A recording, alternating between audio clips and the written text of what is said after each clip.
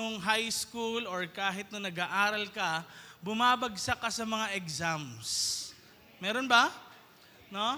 Sino sa inyo tinatago yung mga bagsak nilang exam? May kilala ka bang ganon? Alam niyo po, sabi ni John C. Maxwell, isa po siyang entrepreneur, isa rin siyang pastor, at siya rin po ay author ng mga kilalang book. Ang sabi niya po, fail early, fail often, but always fail forward. Pwede ba nating sabihin yun, fail forward?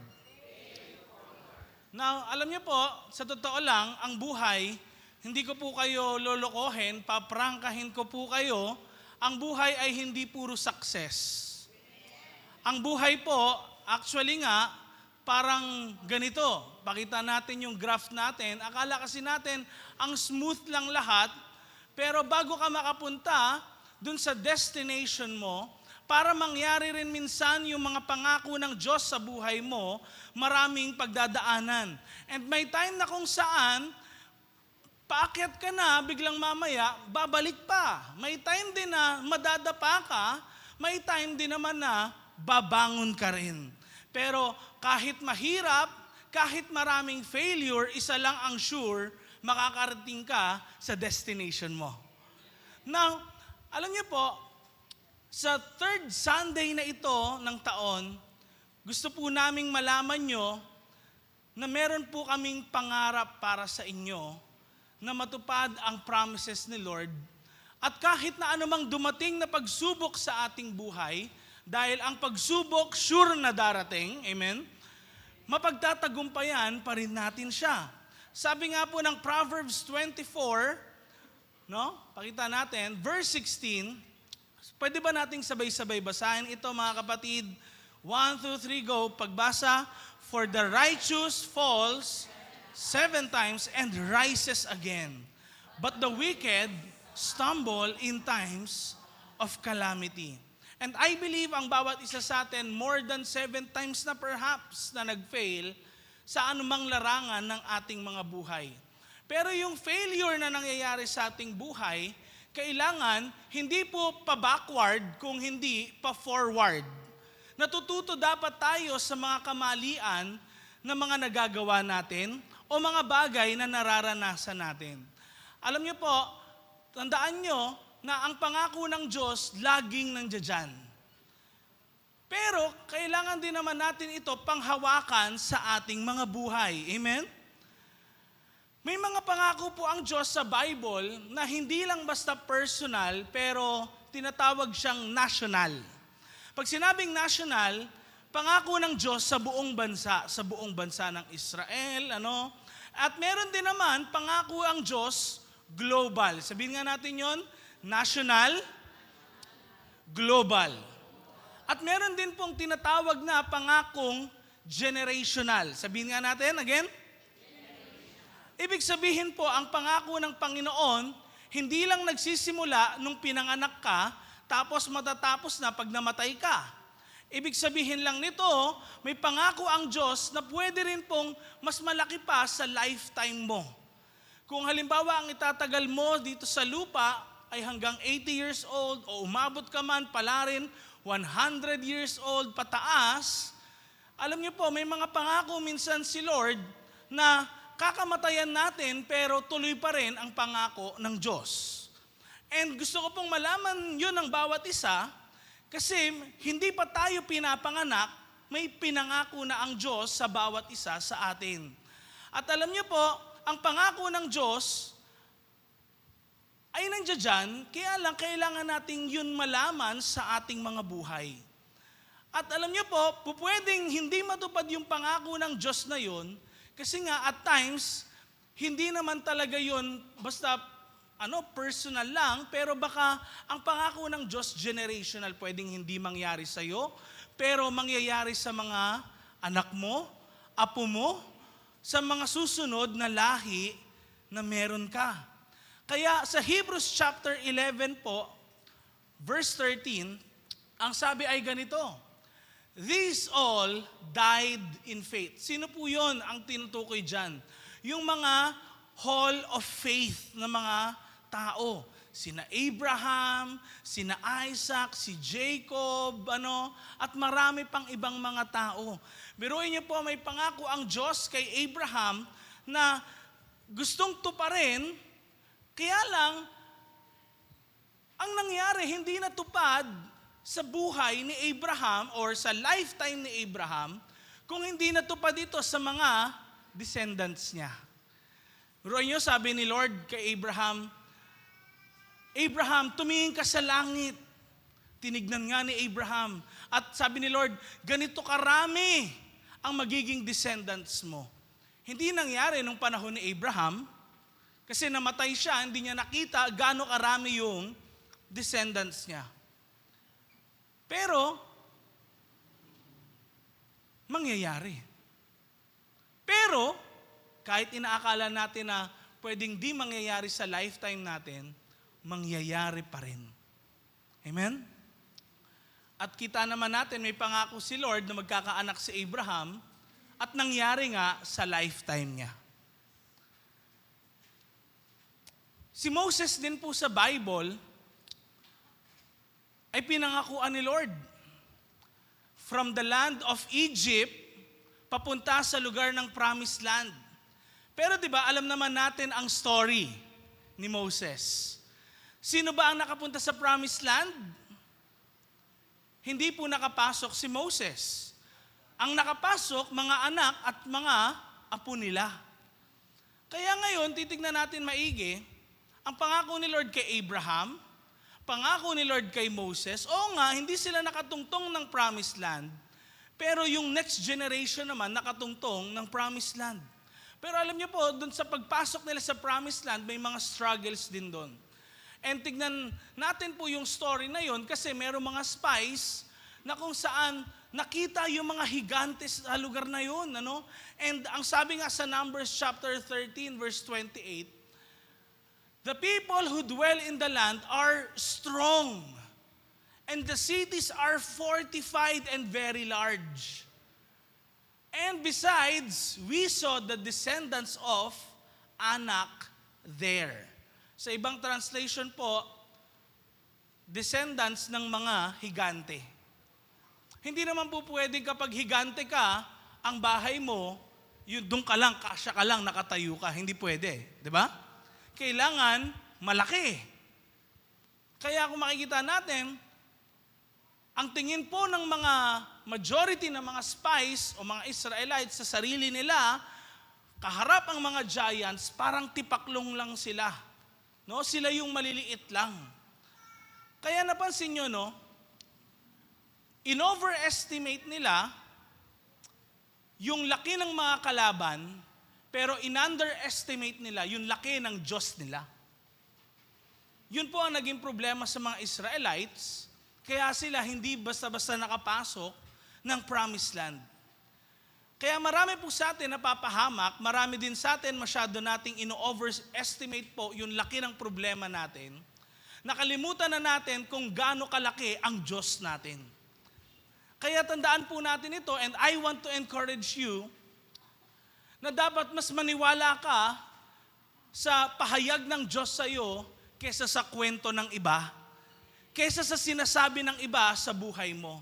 Kasi po, sabi ng 10 spies, andun yung higante Nandun yung mga Canaanites, Jebusites, parasites, mosquito bites. Andun lahat. Pero, yun yung pinaniwalaan ng mga tao. Hindi nila pinaniwalaan yung revelation ni Lord. Sa totoo lang po, sinabi na ni Lord kay Abraham pa lang, hindi pa nabubuhay ang mga Israelites, ang bayan na yun. Into millions, sinabi na ni Lord kay Abraham, meron akong pangako sa iyo. Dito ko dadalin. Alam na nila kung ano yung lugar na yun.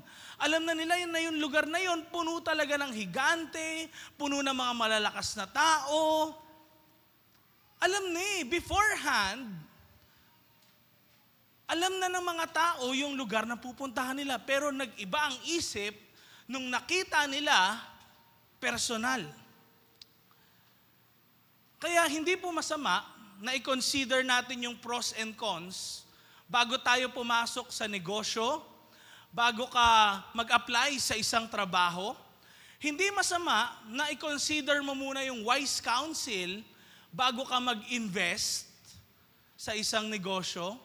Hindi po masama na i-consider natin yung statistics tsaka probabilities.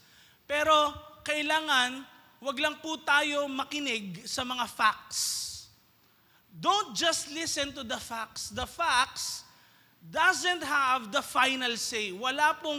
Hindi po pwedeng mag-judge ang facts sa magiging pamumuhay natin. Paano kapag sinabi ng facts, ng statistics na ang mga Pilipino malulungkot, 60%. So malungkot ka na lang, ganun ba? Ang mga Pilipino, pagdating sa inaharap, mabababa ang tingin nila. Parang feeling nila walang future ang Pilipinas. Ganun na lang ba? Tatanggapin mo na lang na ganun? Hindi. Kasi meron ding pangako ang Diyos sa buhay natin. And the mere fact po, mga kapatid, na ang Panginoon ay nagsabi ng mensahe na ito sa kanila, ibig sabihin may opposition na magaganap. Kapag pala merong enemies, ito yung proof na nasa tamang destination ka talaga. Kaya kung meron tayo kinakaharap po sa mga panahon na to, baka iniisip natin, ano ba yan? Parang ang daming hadlang akong nakikita, ang dami akong mga nakikita na ang hirap pumasok, hindi basta-basta, hindi madali, madaming struggles. Huwag po nating isipin na, ay baka hindi kalooban ni Lord. Amen? Kundi isipin natin, teka, baka nasa tama ka naman na direksyon. Kaya nung pagpasok dapat nila, nakita nila yung mga higante, dapat nga sinabi nila, ay tama si Lord. No? Dapat nga ganun yung sinabi nila eh. Tama si Lord, yan yung mga nakatira dyan. Pero nung nakita nila, sabi nila, uwi na tayo. Diba? Nung nakita nila yung mga higante, uwi na tayo, tara na, ayoko na dyan. Dito po natin makikita ang importance ng faith. Faith is all about trust, pagtitiwala. Hindi po base ito sa nakikita o nahahawakan mo. Hindi ito base sa tangible outcome. Faith is believing the will of God at yung timing niya sa buhay mo. Amen? Hindi po porkit may pinangako ang Diyos sa atin, magiging madali na yun. Hindi po porkit may blessing si Lord sa iyo, madali na lang matanggap ang bagay na yun. Diba sabi nga sa isang kanta, nobody said it was easy. Kahit manalangin ka o mag-worship ka, sa totoo lang, hindi pa rin mababawasan yung hirap, and at times mas nagiging mahirap pa, pero sometimes po, yung failure, hindi talaga siya may iwasan kahit anong gawin mo. Actually nga, every time na mag-fail ka, pwede ngang may sinasabi ang Lord sa'yo. Because failure po, mga kapatid, is an opportunity for growth. May pagkakataon ka na lumago. Sa dinami-dami ng dinadanas natin sa ating buhay, napansin nyo ba, mga kapatid, na mas madami tayong bagay na natututunan sa pagbagsak kaysa sa mga tagumpay? Napansin nyo ba yon? Na mas marami tayong bagay na nalalaman, may mga bagay na tinuturo sa atin sa mga times na bumabagsak tayo, na hindi mo naman matututunan yon pag laging panalo ka. Kaya lahat na nag-succeed, may story ng failure. May story din sila ng disappointment. Wala po akong kilala na nagtagumpay na hindi muna bumagsak. Wala akong kilala na nakitang tagumpay na hindi muna nalugi pagdating sa negosyo. Meron talagang failure along the way. Pero isa lang ang di nagfe-fail. Amen? Ang Panginoong Diyos na buhay. Kaya saan tayo kakapit? Saan tayo lalapit? Kay Jesus lang. Pwede ba sabihin mo, kumapit tayo kay Jesus? Sabi mo sa kanya rin, wag sa akin. Kaya wala akong nakita mga kapatid na nagtagumpay na hindi muna nadapa.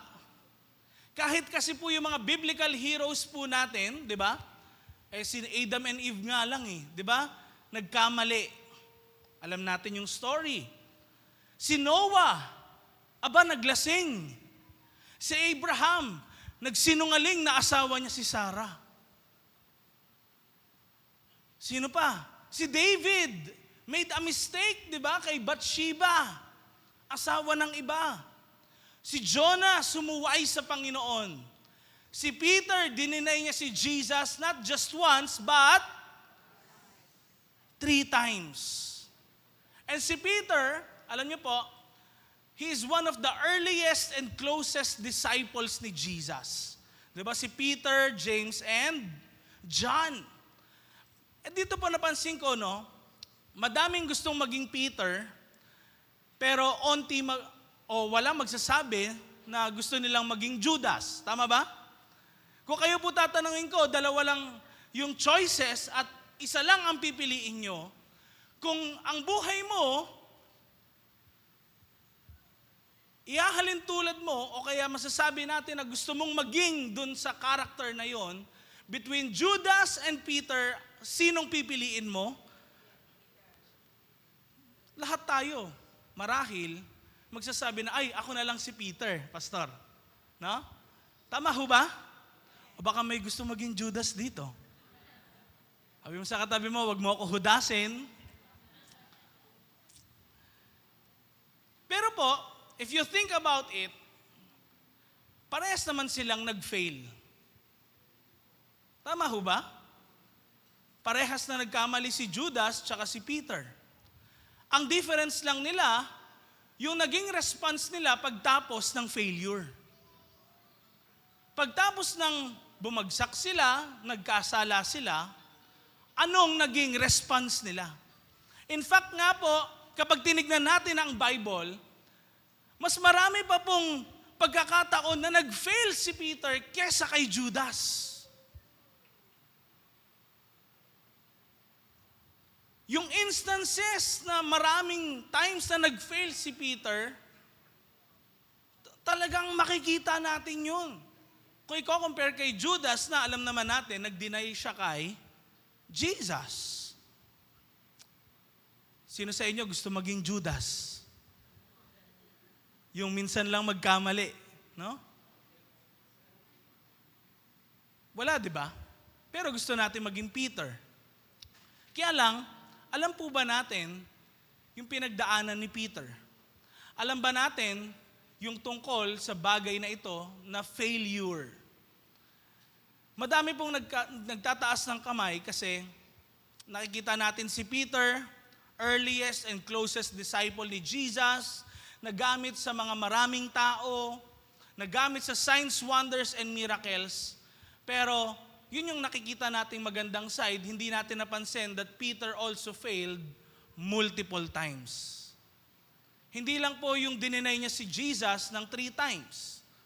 Kung maalala niyo po, si Peter po, siya yung disciple. Sa lahat ng 12 disciples, siya lang yung disciple na nakapaglakad din sa tubig. Sino po nakakaalala nun? Wala tayong problema sa confidence ni Peter, di ba? Wala tayong wala tayong problema sa confidence niya, pero nung nakita nila si Jesus, umalis siya ng bangka. Sabi niya, lalakad ako papunta dyan, Panginoon, kung ikaw talaga yan. Pero tingnan niyo po, kahit overconfident si Peter, nakita niya yung malalaking alon, naramdaman niya yung malakas na hangin. Ano nangyari? Siya po ay unti-unting lumubog. At sabi ni Jesus sa kanya, pagbalik ng bangka, ang liit ng pananampalataya mo. Di ba? Peter failed. And si Peter, matindi po si Peter, mga kapatid. Si Peter lang makakagawa nito. Actually, si Peter po, nirebuke niya si Jesus. Alam niyo ba yun? Nung tinanong ni Jesus, Anong sabi ng mga tao tungkol sa akin? Sino ako? Sabi ni Peter, you are the Son of God. Ang sabi ni Jesus, yan, nireveal sa iyo ng Ama, hindi galing sa tao yan. Siyempre parang pumalakpak siguro yung tenga ni Peter nung time na yon. Pero nung sinabi na ni Jesus na magsasuffer siya, dadakpin, huhulihin, mararanasan niya lahat ng pahirap, iiwanan. Anong sabi ni Peter? Hindi mangyayari yan sa iyo. Dadaan muna sila sa katawan ko, di ba? Bago mangyari yan sa iyo. Tignan nyo, nirebuke niya si Jesus ng ganun. Ano sabi ni Jesus sa kanya? Get behind me, Satan. Peter, once again, failed. Si Peter kasi gusto niyang i-impose yung sarili niyang plans. No? Bakit? Kasi si Jesus, mission-minded. Si Jesus po, hindi nandoon para i-please ang tao. Si Jesus ay hindi dumating para laging nakasmile ka. Pero Jesus came para iligtas ang bawat isa sa atin. Hindi para basta i-provide lang kung anong pangangailangan ng mga disciples. Hindi. Jesus came to save humanity. At hindi po hahayaan ni Jesus na pigilan ni Peter ang gagawing pagliligtas ng Diyos sa sangkatauhan. Biruin nyo, kung napigilan ni Peter yung pagsasacrifice ni Jesus, baka wala po tayo ngayon sa panahon na to. At hindi maganda ang mundong ginagalawan natin. And naalala nyo ba? The night before Jesus was arrested, niyaya ni Jesus yung tatlo, mga disciples niya, sabi niya, tara mag-pray tayo, di ba? Sa Garden of Gethsemane. Pero tignan nyo, before Jesus was arrested, ano nangyari? Peter fell asleep. Sabi ng Bible. Nakatulog si Peter. Kaya sabi ni Jesus sa kanila di ba? Peter, James, and John, samahan niyo ako mag-pray. Pero nakatulog. Familiar ka ba? May kilala ka bang ganyan? Nagpe-pray lang, di na naka-amen. Alam niyo po sa Bible, wala naman po akong intention dito na manakit sa inyo. Pero sa Book of Acts, si Apostle Paul actually nagpipreach, tapos merong batang nakaupo dun sa bintana, nakatulog habang nagpipreach si Apostle Paul. Tapos dahil nga nakatulog, bumagsak, patay. Buti na lang nandun si Apostle Paul, pinag-pray, nabuhay ulit yung bata. Kaya sabi mo sa katabi mo, delikadong natutulog.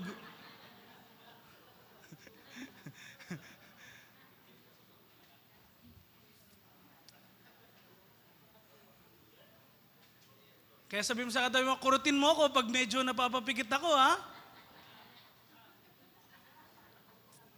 Wala si Apostle Paul dito para mag-pray over sa'yo. Okay? So, tignan natin. Si Peter, in-overestimate niya yung strength na meron siya, tapos in-underestimate niya yung battle. Kaya nakatulog siya. Nung dinakip na si Jesus, sino yung aggressive? Na tinaga yung tenga. Nung servant ng high priest, di ba? Na si Malchus pala yun. Yung servant ng high priest na yun. Tinaga ni Peter yung tenga. And hindi naman yun yung intention ni Jesus na magkaroon ng sakitan, magkaroon ng tagaan. Si Peter, napaka-aggressive. No? Again, kinuha ni Jesus yung tenga, but Peter failed. Diba may time tayong ganun? Dahil sa bugso ng damdamin natin, kahit makasakit tayo ng kapwa rin, wala tayong pakialam. And yet, pagkatapos ng pagkakataon na yon, mag-feel natin, ay, mali ako. Tama ho ba? he failed multiple times. Kaya, paano nangyari? Kalaunan, na itong mismong pinaka-close kay Jesus at isa sa unang disciples na tinawag ni Jesus, meron siyang extreme loyalty, willing tumaga ng tenga ng kalaban o ng mga taong gustong dumakip kay Jesus, willing na nagsasabi na, hindi, dadaan muna sila sa akin bago mangyari sa'yo yan. Mangyayari na ide-deny si Jesus hindi lang isang beses, kundi 3 beses. Matthew chapter 26 verse 31, ang sabi ni Jesus sa mga disciples, "You will all fall away because of me this night. For it is written, I will strike the shepherd and the sheep of the flock will be scattered." Verse 32, "But after I am raised up, I will go before you to Galilee." Verse 33, Peter answered him. Ano sabi ni Peter? Tingnan nyo. "Though they all fall away because of you, I will never fall away." Aba, sabi siguro ni John, wow, ikaw na. Tingnan nyo, no? Sabi ni Peter, itong 11 na to, even if they all fall away, ako, wag mo ako tulad dyan sa kanila, Jesus. May naalala ba kayo kahit sa mga magbabarkada dyan? Di ba? Merong isang bida-bida. Di ba? May ganun no? Iba-iba sila na ugali Na isang may initin ulo, may isang, paranoid, may isang kuripot, di ba? May isang, iba-iba na ugali, yung mga ganon. Pero this time, si Peter, tignan nyo, siya pala yung bida-bida, siya yung feeling niya, mas better siya sa mga kaibigan niya. And tignan nyo, sabi ni Jesus sa kanya, verse 34, "Truly I tell you, this very night, before the rooster crows, you will deny me 3 times. Verse 35, Peter said to him, "Even if I must die with you, I will not deny you." And all the disciples said the same. And alam naman ho natin nangyari, di ba? A few hours later, alam natin ang nangyari. Ito po ang first stage ng failure. Ino-overestimate mo yung strength na meron ka. Kita ho natin si Peter, paano niya ginawa ito. Alam natin yung naging ugali ni Peter. He overestimates his strength.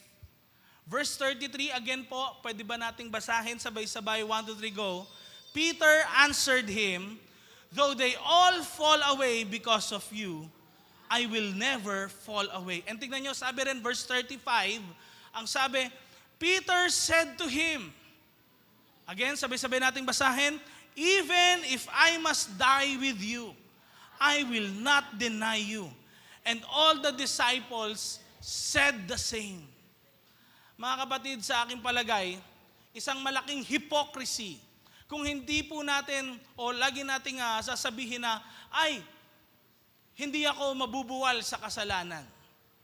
Isang malaking hypocrisy na kung isipin natin na, ay, hindi ako matutulad sa kanila. Isang malaking hypocrisy kung sasabihin natin na, ay, hindi ako ganyan, iba ako sa kanila. Kasi yan yung exact reason kung bakit po maraming natatalo sa laban. Bumabagsak sa exam ng Diyos. Maraming mag-asawa naghihiwalay kasi sinasabing, I can handle this. Text lang yan ng ex niya. Di ba? O kaya pwedeng nagsasabi ka ng, I am strong, wise, nag-review akong maigi.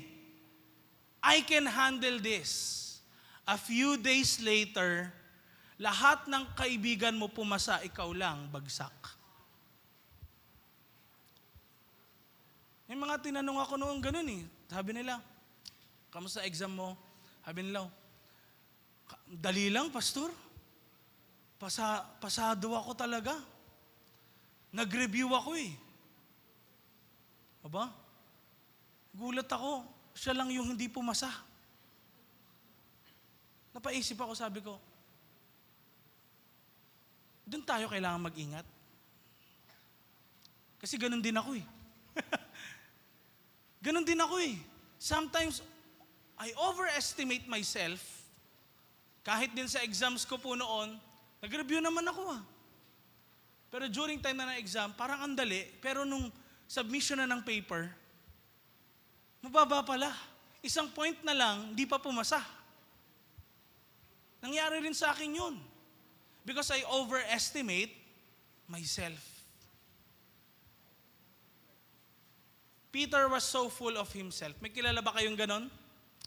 No? Mas magaling pa ako sa'yo. Di ako katulad mo. No? Huwag mo akong tulad sa'yo. Meron kayong narinig na ganon? Alam niyo po, bilang HR, dahil yun po ang tinapos ko na course nung college, HR po, human resource. Kami po yung nag-i-interview ng mga papasok na mga empleyado rin. Ano? Bukod po sa training development, etc. Nakita ko po kung paano ini-interview yung mga papasok sa isang kumpanya. And, di ba kapag ini-interview ka, sino dito nakapag-job interview na? Halos lahat tayo. Di ba? Pag in-interview ka, sasabihin mo lahat ng bagay, matanggap ka lang. Tama ho ba? Tama ho ba? Di ba? Tatanungin ka, what can you contribute to this company? Ang sabi mo, hala, may contribution pala? Hindi ko alam eh. Hindi. Di ba sasabihin mo lahat para matanggap ka, di ba? Sir, I am versatile. I am willing to learn. Wow. Kahit ano pong ipagawa nyo sa akin, gagawin ko. Masipag po ako. Tas maangas ka pang sabihin, I can work under pressure. Di ba? Tapos pag 3 years ka na sa kumpanya, uy, di ko trabaho yan ha. Pansin nyo? We overestimate our strength. Bantay sarado tayo sa weaknesses natin, pero wala nagbabantay sa strength natin. Pero alam niyo po, kung hindi tayo on guard din sa strength natin, yung strength natin na yun pwede maging weakness natin. Kaya sabi nga sa 1 Corinthians, di ba, mag-ingat kayo na akala nyo nakatayo pa din kayo. Pero sa totoo lang, baka nakabuwal na kayo. Di ba sabi doon? Sometimes we are overconfident. Kaya sabi ni Peter, Lord, kahit ano mangyari, hindi ako tatalikod sa iyo. Alam naman natin yung nangyari na yun. A few hours later. Hindi lang niya isang beses dininay si Jesus 3 times. Kaya wag niyo pong pagtiwalaan yung strengths niyo. Hindi porket matagal na ako kay Lord eh. Wala nang kasalanan na pwedeng magtagumpay sa buhay ko.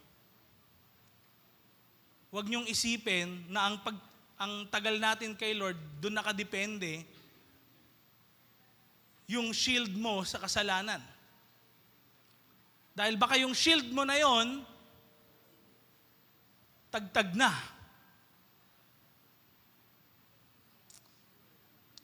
Kaya tignan nyo, nung tinaga ni Peter yung tenga ni Malchus, pagtapos nun, hindi na nabanggit eh. Nasaan si Peter? Inarrest na si Jesus, nasaan si Peter? Akala ko ba sabi niya, even if I die with you, I will never disown you. Diba dapat nagpa-aresto na rin siya dun eh. Pero nung inaresto si Jesus, nasan siya? Sabi ng Luke chapter 22 verse 54, ano po ang sabi? Then they seized him and led him away, bringing him into the high priest's house. And Peter, ano daw, sabi? Peter was following at a distance. So si Peter pala, sumunod din naman pala. Hindi naman gano'n nalayo kay Jesus, pero at a distance lang. No? Pero ito na nangyari ngayon. Tignan niyo, no?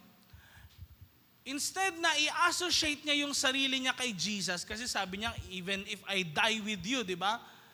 Instead na isama niya yung sarili niya kay Jesus, anong ginawa niya?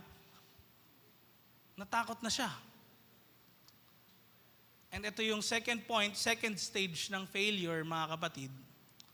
Following Jesus at a distance. The moment na ayaw mo nang magpa-associate as a Christian,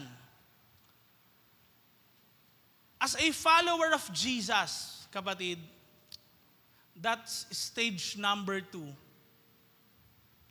ng failure.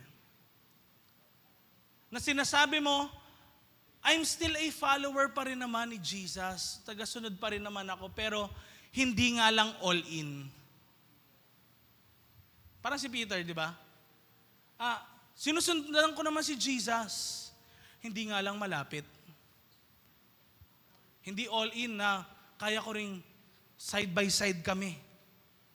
Kung hulihin siya, hulihin na rin ako. Sabi sa verse 55, nung si Jesus ay pinasok sa courtroom, di ba? Para litisin po ng mga guards. Anong sabi? When they had kindled the fire in the middle of the courtyard, Peter sat down among them. So, nag-lit up na po ng bonfire nung gabi na yon. Tapos, umupo doon si Peter. Kasama ng mga guards, pati ibang servants, ng high priest. Na-research ko po ito kung ano nangyari. Ang sabi po ng mga Bible scholars, nangyari po, kung ito yung courtroom, kung saan nilitisin si Jesus, pumasok na si Jesus, pero yung pinto, sabi daw po, hindi daw po siya ganong nasarado. No? Parang may konting siwang lang. No? Na just enough para makita ko anong nasa labas, marinig ng mga tao na nasa labas yung pinag-uusapan sa loob. No? And likewise, kung ano yung pinag-uusapan sa labas, marinig din ng mga nasa loob. And just imagine, si Jesus pumasok na doon, merong nakasiwang doon, then dito sa side na to, andito yung bonfire, nakaupo si Peter. Okay? Sana na-imagine nyo po yung story. Ngayon, ayaw ni Peter ma-associate kay Jesus. Pero, tignan nyo, sabi ng verse 56, then a servant girl, seeing him, as he sat in the light and looking closely at him, said, this man was also with him. Kung si Peter ka, na nagsabi na, if I were to die with you, I won't disown you. Nakilala ko nung babae. Anong gagawin mo? Anong response ni Peter, mga kapatid? Verse 57. Tignan niyo, sabi niya, woman, I do not know him. Verse 58. And a little later, someone else saw him and said, you also are one of them. And Peter said, man, I'm not. About an hour later, siguro, ang daming discussion kay Jesus, no? An hour later, another asserted. Sabi, certainly this fellow was with him, for he is a Galilean. Meron nang nagturo. Itong taong to, hindi taga dito yan eh. Actually nga, mapapansin natin yun sa account po ni Matthew at ni Mark. Nung ikatlong beses na yan, Matthew 26 verse 74, he began to call down curses. Nagmura na si Peter. He swore to them. Kahit sa Mark 14:71, tignan natin. Yan. Ano sabi? He swore to them, I don't know this man you're talking about. Wala na siya magagawa eh. Alam yung accent ng pananalita niya. Sabi nila, Galilean ka! Para bang, Batanggenyo ka! No? Tapos, sabi mo, di nga ako Batanggenyo. Ilonggo ka! Dili nga ako Ilonggo ay. Alam na alam eh, yung accent eh. Di ba kahit Filipino ka? Di ba kahit Pinoy ka eh. Compare mo yung English accent mo sa accent ng iba. I like your Filipino accent. Spell Buendia. Di ba? Buendia sa iba, sa'yo. Alam na alam eh, huli si Peter. Mga kapatid, huli. Sabi mga sa katabi mo, huli. Hindi natin matatago kung sino tayo. Mare-reveal at mare-reveal yun. Kung Christian ka, malalaman at malalaman yun ng mga tao sa paligid mo. Kung tagasunod ka ni Christ, hindi mo malilihim yun. Kaya, how many of you relate, mga kapatid? Sunday kumakanta tayo, hindi ko kaya ang mabuhay pag wala sa piling mo, di ba? O kaya, I surrender all to you. O kaya, I love you, Lord. I will serve you, Lord. Di ba? Monday comes, tinanong ka, Christian ka ba? Umiiling ka. Hindi. Patin-atin lang, paminsan-minsan.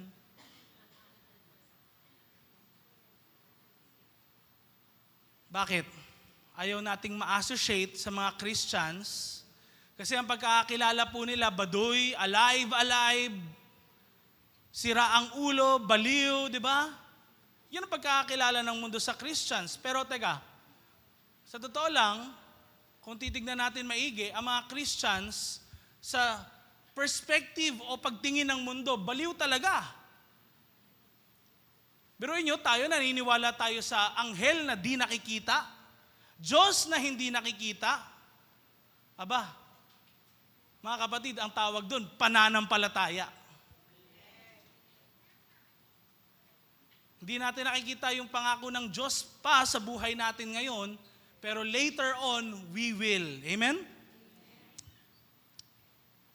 Luke chapter 22 verse 60, but Peter said, Man, I do not know what you are talking about. Di ko alam kung ano sinasabi mo.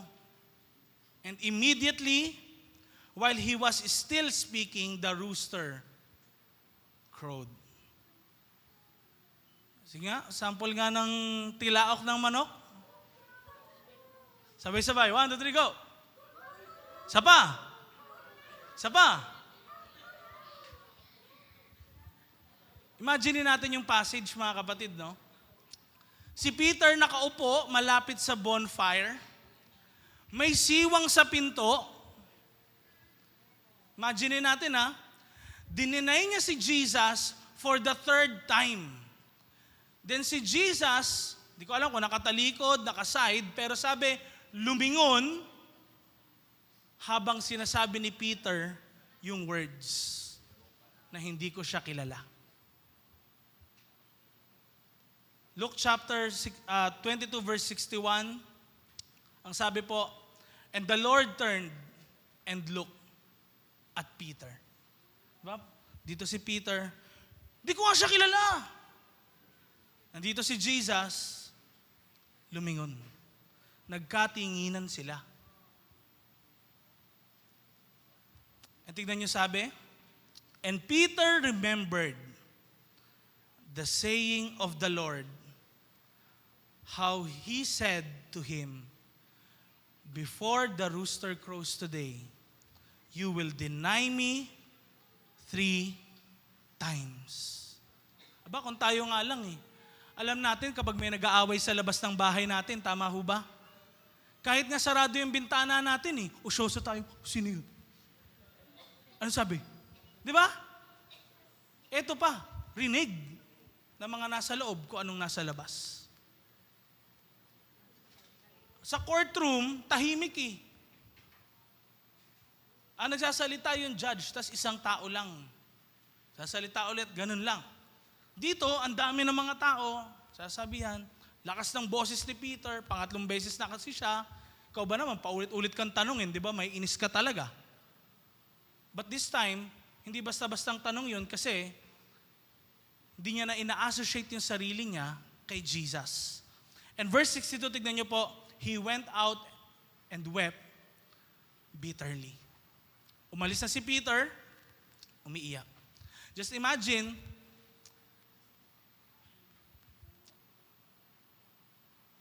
after that day, every time natitilaok ang manok, maaalala ni Peter yung mga maling nagawa niya. Nako-condemn siya dun sa nagawa niya kay Jesus. Nakalimutan ni Peter na sa biyaya lang po ng Diyos, kaya lang tayo nakakapagpatuloy. Overconfident kasi siya sa sarili niya. I believe, ito po yung first stage ng restoration. Yung nangyari na yan na umiyak si Peter. Kasi ang first stage po ng restoration ay pagkatapos mo mag-fail, pinaprocess mo yung sakit. Di ba minsan, pag namatayan tayo ng mahal sa buhay, umiiyak, pero baka yung iba nagsasabi sa atin, huwag ka na umiyak, di ba? Manampalataya ka na lang. Pero minsan kailangan talaga yung pag-iyak kasi yun yung first stage ng restoration. Na huwag mong i-minimize yung mistake. Huwag mong paliitin. Huwag mong i-justify, huwag mong i-downplay, huwag mong i-rationalize. Sabihin mo na lang, mali talaga ako. No? Huwag mo na i-justify, kasi ganito, ganyan. Hindi na.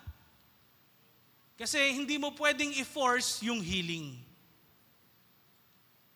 Masasabi niyo ba sa sugat niyo, gumaling ka na. No? Kahit anong gawin mo dyan, kahit pagdikitin mo pa ng kamay mo, hindi yan basta-basta gagaling. You cannot bypass healing. Kung kailangan umiyak, umiyak ka. Kung nagsisisi ka dahil sa nagawa mo, kailangan mo umiyak, umiyak ka. Kailangan mo kasing mag-heal. Kailangan mo mag-recover. If you think about this, mga kapatid, kapag naririnig na ni Peter yung tilaok ng manok, pinapaalala sa kanya, I failed again. Di ba? Nagkamali na naman ako. Na-deny ko si Jesus. Every time na babagsak ka, every time na magkakamali ka, every time na mag-fail ka, tandaan mo to, you are one step closer pala sa success mo. Oo nga, masakit yung nangyayari kay Peter, pero meron din namang restoration na gagawin si Lord sa buhay niya. Amen?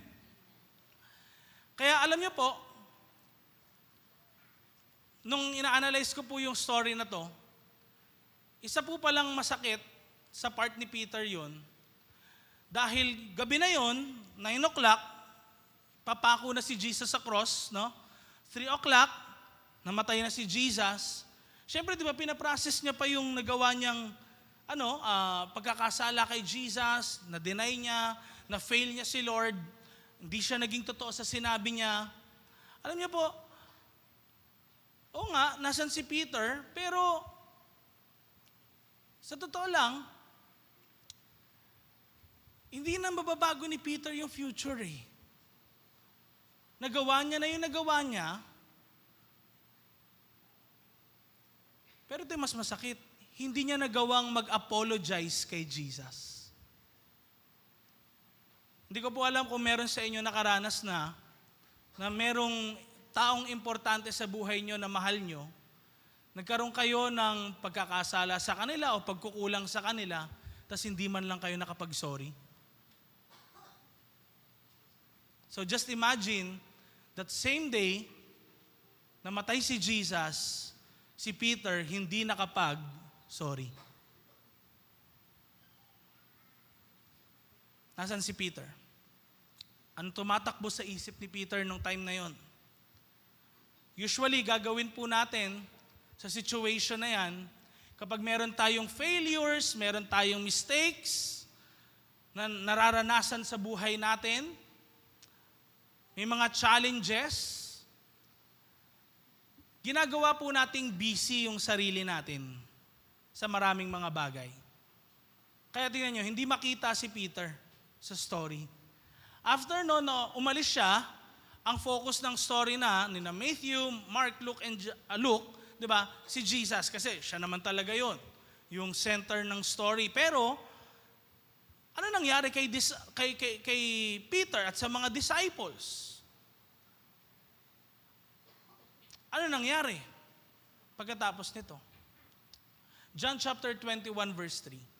Hindi nila alam na resurrect na si Jesus at niyaya ni Simon Peter, yung mga disciples, sama si Matthew dyan, no?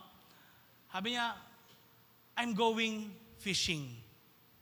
Sabi ni Peter. Di ba? Tingnan niyo, no?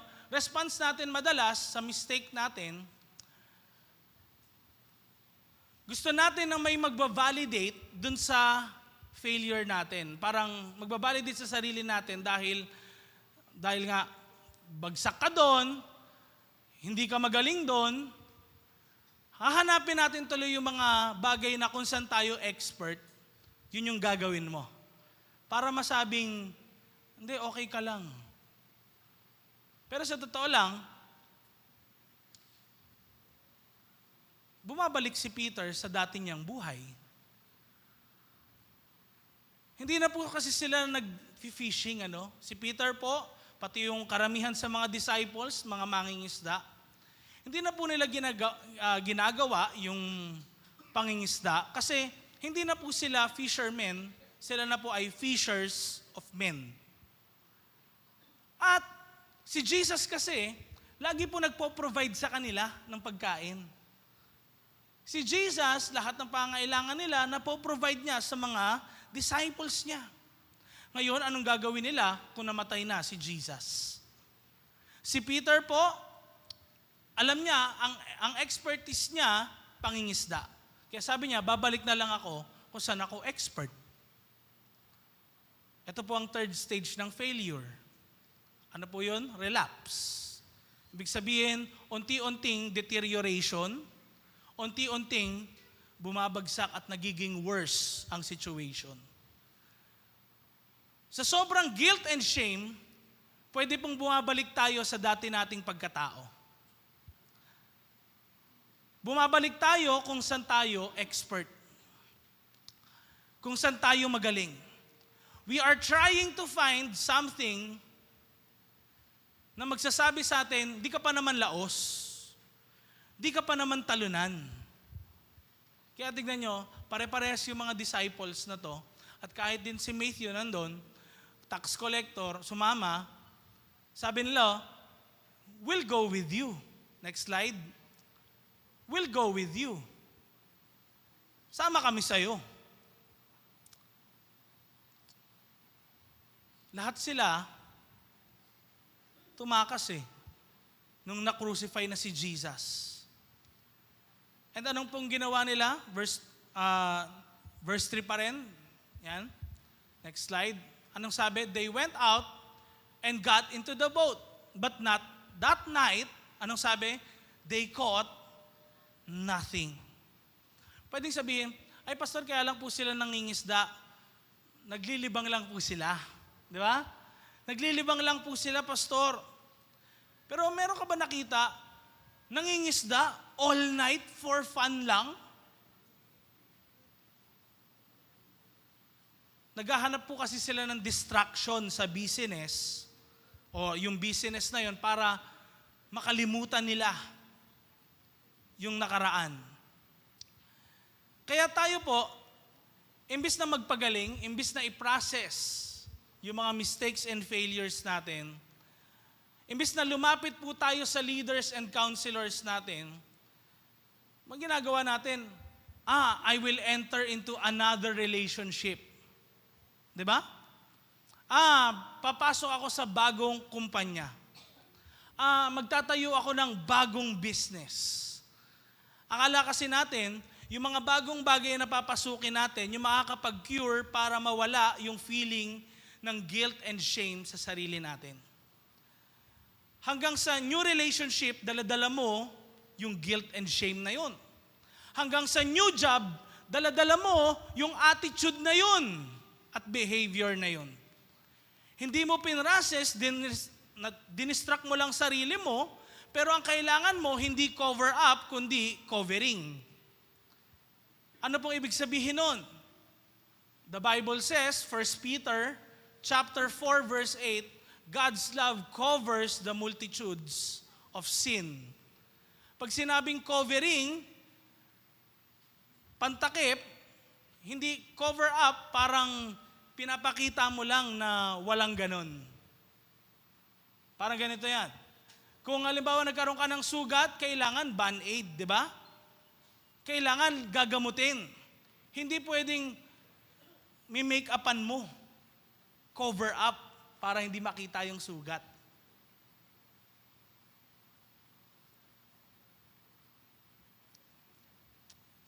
Hindi po natin kino-cover up ang ibang bagay kung di natin hahayaan yung pagmamahal ng Diyos na mag-overwhelm.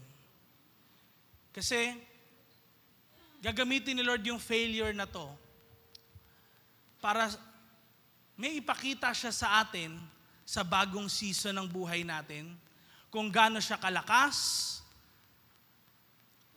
kung gaano siya kamakapangyarihan sa buhay natin. Pero po, tandaan natin, kung tayo ay mag-fail, wag po paurong, kailangan pasulong. Sabihin nga natin, pasulong! Tignan natin po si Adam and Eve, matapos nilang magkasala kay Lord, anong ginawa nila? They covered themselves. Di ba? Ganun ginawa nila eh. Pero anong ginawa ni Lord sa kanila? Yung pinatay na hayop, yung skin nun, binalabal niya sa kanila. Yun ang kailangan natin actually. Covering. After na magkasala, after na mag-fail, we need God's covering. Wala tayong ibang lalapitan, dapat pag-ibig lang ng Diyos at biyaya niya sa atin. Love covers the multitudes of sin. Ang cover up, mga kapatid, motivated ng takot. Takot ka, kaya ililihim mo. Di ba? Yun yung cover up eh, paglilihim. Ang covering, pinoprotection ka. Pinoprotectionan ka. Ito po ay motivated ng pagmamahal. Kaya, iba nagsasabi sa atin, natatakot kasi ako pag umamin ako, baka iba na tingin nila sa akin. Tatanggapin pa kaya nila ako kapag nalaman nilang dati akong adik? Tatanggapin kaya nila ako na mag-invest sa business ko pag dati ako nalugi? Look at what happened, mga kapatid, sa mga disciples. Nagtatry sila na talagang ma-distract sila, pero kinover up lang nila. Kaya kahit anong nangyari, dyan verse 3, kahit pumunta sila, expert si Peter, pati yung ibang mga disciples sa pangingisda, alam nila kung saan yung tamang spot, alam nila kung anong tamang oras, wala pa rin silang nahuli, kahit isang hipon, wala. Kaya anong nangyari po nung nakilala ni Peter si Jesus nung una? 3.5 years ago, same scenario. Na-meet ni Jesus si Peter nung time din na nangingisda sila. At ang dami nilang nahuling isda. 3.5 years later, ano nangyari? Same thing. Next slide please. Tingnan niyo po nangyari. Verse 4, sabay-sabay nating basahin. Just as day was breaking, Jesus stood on the shores, yet the disciples did not know that it was Jesus. Jesus said to them, "Children, do you have any fish?" They answered him, "No." Next. Next slide, please. Yan. Sabay-sabay natin ulit basahin. 1, 2, 3, go. He said to them, "Cast the net on the right side of the boat, and you will find some." So they cast it, and now they were able to haul it in because of the quantity of fish. Baruin nyo, i-cast lang yung net sa kabilang side. Nandoon pala yung mga isda sa kabilang side. Sino sa inyo nakaranas na umuulan dito, tas dito hindi? Nakita nyo na yun? Naranasan nyo? Sa street nyo, basa. Sa kabilang street, hindi. Pero ito, matindi. Isda eh. May life. Hindi pupunta dun sa kabilang side, not unless sundin nila si Jesus. Ang provision nanggagaling lang kay Jesus. And may time pala sa buhay natin, hindi inaalaw ni Lord na pagpalain ka dun sa kinukuha mo na yon, na course, trabaho, kasi pwedeng ayaw ni Lord pala pabalikin ka sa dati mong buhay. Biruin nyo, kung nakahuli sila ng isda doon, anong gagawin nila? Balik na sila sa dati nilang buhay. Pero hindi hinayaan ni Lord kasi ayaw nila eh. Ayaw ni Lord eh. Na bumalik sila sa dating buhay. Fishers of men na sila. Hindi na sila fishermen. Have you asked yourself, bakit ka nag-fail ng paulit-ulit? Nakailang New Year's resolution ka na, ganun pa din. Hihinto mo yung habits, pero paulit-ulit pa rin. Nakailang take ka na ng exam, patuloy kang bumabagsak. Relationship, paulit-ulit na naghihiwalay. Paulit-ulit kang nababasted, paulit-ulit kang nabobroken hearted, paulit-ulit kang natatanggal sa trabaho. Baka bumabalik ka sa sugal. Sinasabi mong, eksperto ako dito eh. Alam mo, baka kaya hindi ka pinagpapala o pinapanalo ng Diyos doon. Kasi kapag nanalo ka, ano mangyayari? Babalik ka na naman.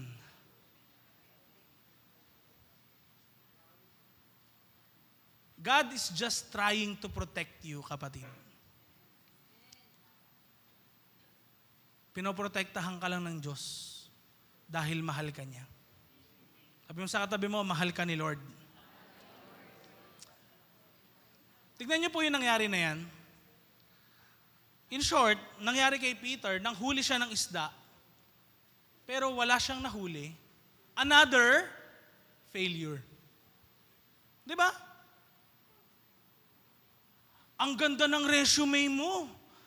Ang ganda ng experiences mo sa companies. Ang dami mong na-close na accounts noon. Ngayon, sa bago mong trabaho, kahit isa wala.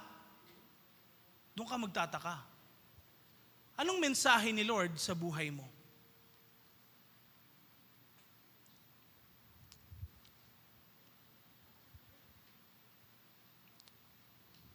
Si Lord po naglalagay ng mga bituin sa langit. Talagang iniisip ba natin na hindi niya alam yung nararanasan natin?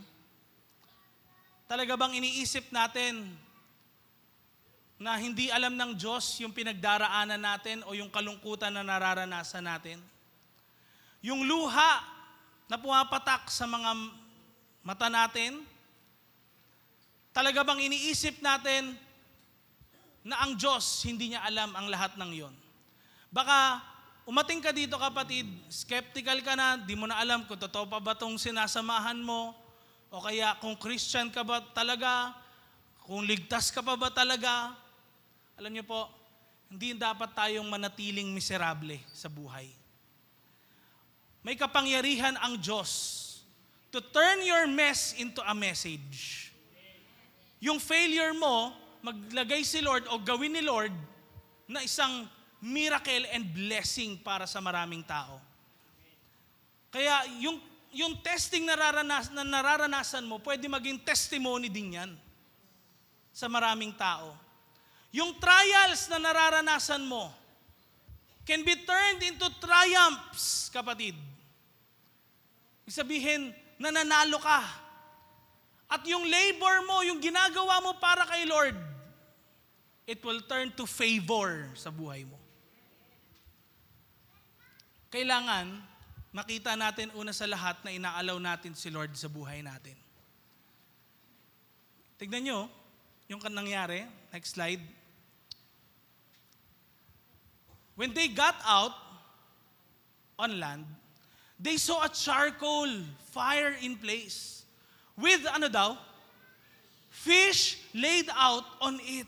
And, tingnan nyo, yung mga disciples, nanguhuli pa lang kay Jesus, niluluto na. Pinapakita na naman ni Jesus, ano yung kaya niyang gawin kapag kasama ng mga disciples si Jesus, at kung yung mga disciples, wala si Jesus sa kanila. Ibig sabihin, kung lagi pala nating isasama si Jesus sa buhay natin. Amen?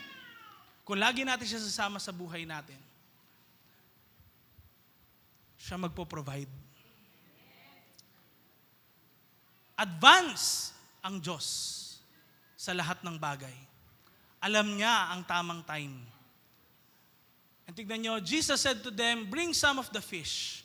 So Simon Peter went aboard and hauled the net ashore. Full of, anong sabi? Large fish. Alam niyo po, yung Greek dyan actually, yung large fish na yon, ang estimated po daw na sasabihing large ay 150 kilos hanggang 250 kilos. So in short, kung ikaw, 50 kilo ngayon, 3 ikaw, yung isang isda na yon. Parang tuna, alam niyo yun, yung mga tuna na malalaki, ganun ho yung halos na nahuli nila. 153 nun. Ang dami. Although there were so many, the net was not torn. Kapatid, kahit maraming pagpapalang darating, hindi bibigay ang buhay mo. Amen? Sometimes dahil din sa pagpapala, kaya bumibigay tayo. Pero dito, if we will just incorporate God sa buhay natin, pinapangako ni Lord sa atin, siya magpo-provide. Siya, hindi niya hahayaan na yung net din natin masisira. Yung buhay natin mabubuwal dahil sa blessing. Hindi niya hahayaan yun. And to make the long story short, si Peter po ay nagamit sa maraming mga tao. God turned his failures into triumphs. Acts chapter 2, verse 40 to 41. Ang sabi po, with many other words, he, sino yon? Si Peter, bore witness and continued to exhort them. Sa mga marami pong tao nung time na yon. Save yourselves from this crooked generation. So those who received his word were baptized and were added that day. About ilan daw po? 3,000 souls. Ganyan yung pwedeng gawin ng Diyos sa buhay ng bawat isa sa atin. Puno ng mess, pwede niyang gamitin tayo para magbigay ng message. Ano ngayon yung pinagdadaanan mo, kapatid, sa iyong buhay? Perhaps, marami tayong failures na naranasan noong 2024. Pero, nakadepende sa iyo yan eh. Anong gagawin mo sa failures? Mabubuhay ka bang paurong o pasulong? Gusto po naming matupad ang pangako ng Diyos sa inyong mga buhay. Kaya sama-sama tayo, walang may iwan. Sama-sama tayo na magpatuloy sa paglilingkod kay Lord. Kahit ano man yung dumadaan sa ating pagsubok, sa anumang area ng life natin, isama natin lagi ang Diyos. Dahil ang Diyos nagmamahal, nagpo-provide, mapagbiyaya, nagpapatawad sa buhay ng bawat isa sa atin. He gave up His life for all of us. Kung kaya niyang ibigay ang kanyang buhay para sa atin, ano na lang yung mga bagay na tangible na kailangan din naman natin, hindi niya ba ibibigay din yun sa atin? Amen? Sabi mo sa katabi mo, sobrang mahal tayo ni Lord. Tayo po ay manalangin, tayo ay yumuko. And gusto ko pong i-take yung time na ito para makipag-usap ka kay Lord. Sa third Sunday ng taon na ito,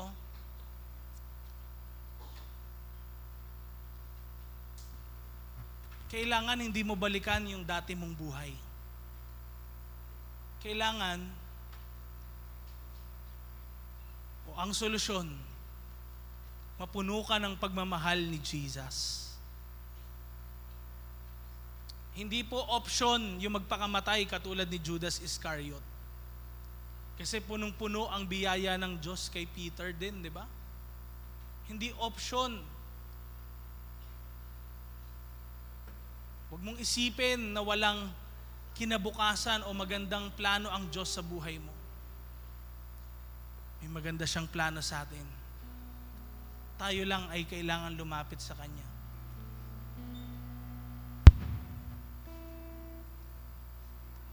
Maaari kang makahingi ngayon ng tawad kay Lord sa mga pagkukulang mo sa Kanya. If you've failed Him multiple times. Yes, Lord. We believe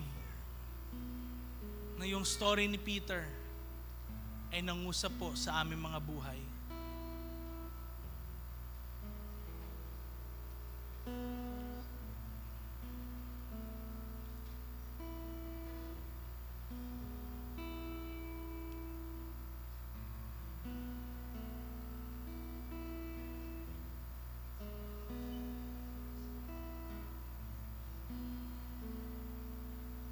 Lord, batid niyo po lahat ng pinagdadaanan ng bawat isa sa amin. Batid niyo po yung mga mistakes o kamalian ng aming mga kapatid. Huwag niyo pong hayaan na manatili sila sa mga nararanasan nilang ito. Kundi magsimula po mula sa araw na to, na matanim sa kanilang puso ang iyong salita at mamunga. Hindi po sila makulong sa kanilang mga pagkukulang, kundi makita po nila kung gaano kalaki ang biyaya mo sa kanilang buhay. Mula sa araw na ito, Panginoon, walang ni isa man po sa mga nakarinig na mensahe na ito ang umurong, bagkus lahat po kami sumulong para magamit mo at matupad ang plano mo sa aming mga buhay. Lord, we believe na meron kang magandang nilaan para sa aming mga kapatid. At patuloy ka naming tinatanggap sa aming buhay, Panginoon. Katulad ni Peter, katulad ng mga disciples, i-restore mo po kami, Panginoon. Ikaw ang aming pag-asa sa aming buhay. In Jesus' name.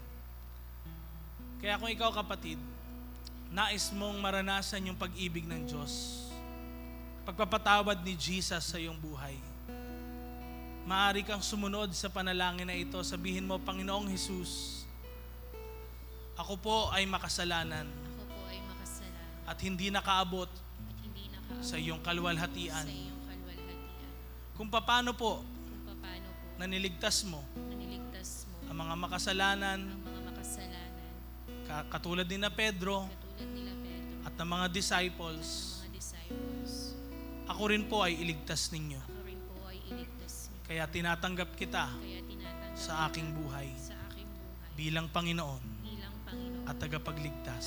tagapagligtas. Mula sa araw na ito, Mula sa araw na baguhin mo po ako ito, baguhin mo po at ako maranasan ko at maranasan ang kapangyarihan mo ang kapangyarihan sa aking buhay. sa aking buhay. Turn this mess Turn this mess into a into message a message. in Jesus' name. In Jesus' name. Amen and amen. Come on, can we give Jesus the best clap of praise?